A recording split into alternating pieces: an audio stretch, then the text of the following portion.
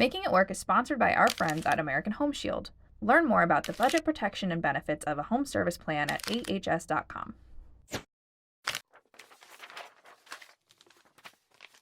When it comes to money, my story is the same as most Americans. I got into credit card debt in my 20s because I simply didn't keep track of where my money was going. And then I got into the vicious cycle of spending to keep up with the people around me, not paying attention to how much I was swiping, getting to the end of the month and thinking, oh well, I'll just do better next month, and then repeating the same process again and again. My wake-up call came when I looked at my continually accruing credit card statement and realized I was nearing 5 figures of debt. Getting out of it took some time and patience, but I know going through the process put me in a better position in the long run. Here are the financial golden rules that finally helped me become debt-free. Rule number 1, learn how to use credit cards strategically. In order to make my debt payoff more manageable, I opened up a balance transfer credit card and transferred my remaining balance to it, meaning I had about 15 months to pay off the total without accruing more interest. Of course, in order to pay it all off during that time, I had to be super diligent about making each monthly payment. And during this time, I didn't use any of my credit cards regularly because I didn't want to risk spending money I didn't have and accrue even more debt. But I did learn that credit cards are fine to utilize when you pay them off in full and on time, and I'm glad I got this period of solid payment history to boost my credit score. Rule number 2, always budget for a backup plan.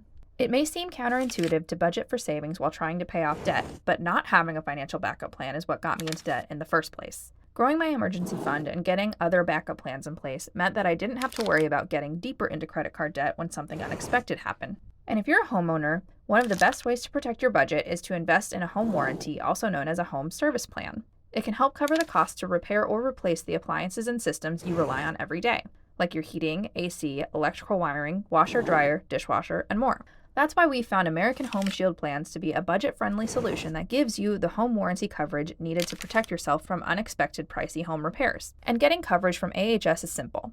After you select the plan that's right for you, you'll pay a fixed monthly amount that you can easily fit into your budget. Then, when the time comes, whether you're concerned about the normal wear and tear of your systems or experiencing a complete breakdown, all you need to do is file a claim for the repair. If your claim is covered, your warranty could potentially save you thousands in repair costs. And if they can't repair your covered item, they'll replace it. And in addition to protecting your budget and helping you prepare and plan for unexpected home expenses, a home warranty with American Home Shield could save you time searching for a trustworthy technician. They have more than 50 years of experience, have serviced more than 70 million requests, and have an extensive network of independent and qualified contractors. They know what they're doing. You can also customize your warranty plan by adding coverage for things like personal electronics, pools, spas, and more. American Home Shield has paid more than $2 billion in home warranty claims in the last 5 years, more than any other home warranty company, and their plans start at just $40 a month. Rule number 3, automate Unfund payments. To ensure I never missed a month of payments on my balance transfer card or got tempted to pay a lower amount one month, I automated these payments to take place the same day my paycheck was direct deposited. I also didn't include my credit card debt payments in the discretionary section of my budget. They were categorized as a necessity, so I stopped thinking about these payments as optional. Rule number 4, always spend less than you earn. This was one of the toughest things for me to internalize because spending more than I actually had was what got me in credit card debt in the first place.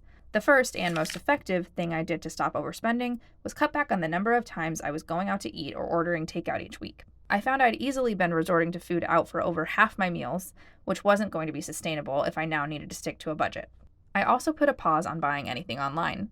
I've always found that it's much easier to impulse buy something when it's not physically in front of me, and while convenient, online shopping can make spending money way too accessible, especially for people like me who are trying to get their spending under control. I deleted all my saved credit card information from all my devices and mass unsubscribed from store emails so I wouldn't be quite so tempted to spend online. I also activated my phone's timer for my Instagram app, limiting me to just 30 minutes of scrolling a day, and exposing me to way fewer opportunities to be fed ads for things tailored to my search history. Rule number 5, track every dollar. Of course, I didn't just cut out all fun spending. I still wanted to live my life. But in order to stick to my new budget, I had to be realistic about how much I could actually spend in each category. I used a simple spreadsheet to track all of my spending, which I would update every few days. This way, I always knew where I stood with my budget and roughly what I could afford to spend each day. If I could do everything all over again, of course, I would try harder to not get into credit card debt in the first place, but I'm grateful this experience allowed me to finally develop the solid financial habits I knew I was missing. It also made me more confident about reaching even bigger money goals in the future.